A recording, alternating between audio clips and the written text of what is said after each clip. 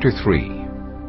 King Nebuchadnezzar made an image of gold 60 cubits high and 6 cubits wide, and set it up on the plain of Dura in the province of Babylon. He then summoned the satraps, prefects, governors, advisers, treasurers, judges, magistrates, and all the other provincial officials to come to the dedication of the image he had set up. So the satraps, prefects, governors, advisers, treasurers, judges, magistrates, and all the other provincial officials assembled for the dedication of the image that King Nebuchadnezzar had set up, and they stood before it. Then the herald loudly proclaimed, "Nations and peoples of every language, this is what you are commanded to do. As soon as you hear the sound of the horn, flute, zither, lyre, harp, pipe, and all kinds of music, you must fall down and worship the image of gold that King Nebuchadnezzar has set up. Whoever does not fall down and worship will immediately be thrown into a blazing furnace." Therefore, as soon as they heard the sound of the horn, flute, zither, lyre, harp, and all kinds of music, all the nations and peoples of every language fell down and worshipped the image of gold that King Nebuchadnezzar had set up. At this time some astrologers came forward and denounced the Jews. They said to King Nebuchadnezzar, "May the king live forever.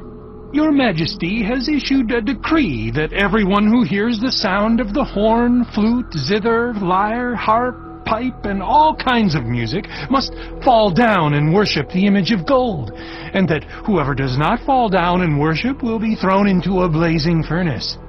But there are some Jews whom you have set over the affairs of the province of Babylon, Shadrach, Meshach, and Abednego, who pay no attention to you, your Majesty.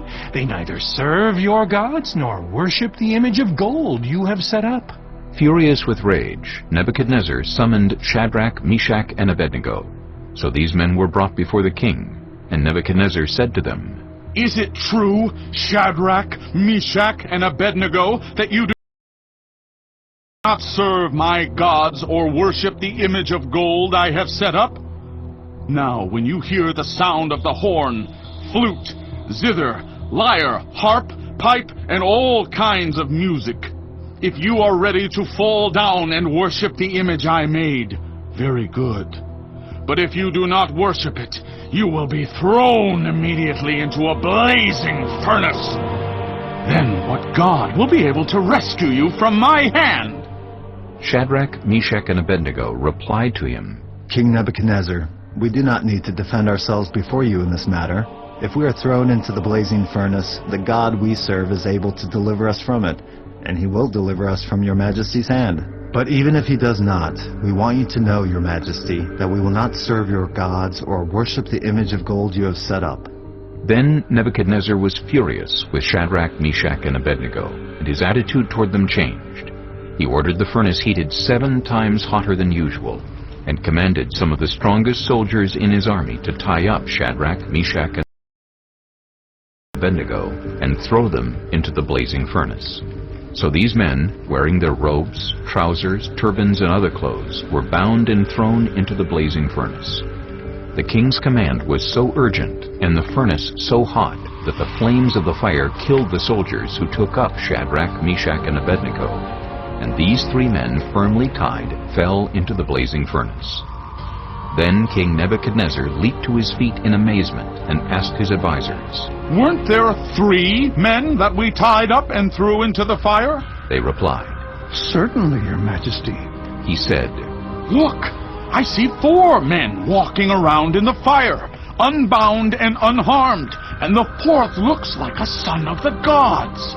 Nebuchadnezzar then approached the opening of the blazing furnace and shouted, "Shadrach, Meshach, and Abednego, servants of the Most High God, come out! Come here!" So Shadrach, Meshach, and Abednego came out of the fire, and the satraps, prefects, governors, and royal advisers crowded around them. They saw that the fire had not harmed their bodies, nor was a hair of their heads singed.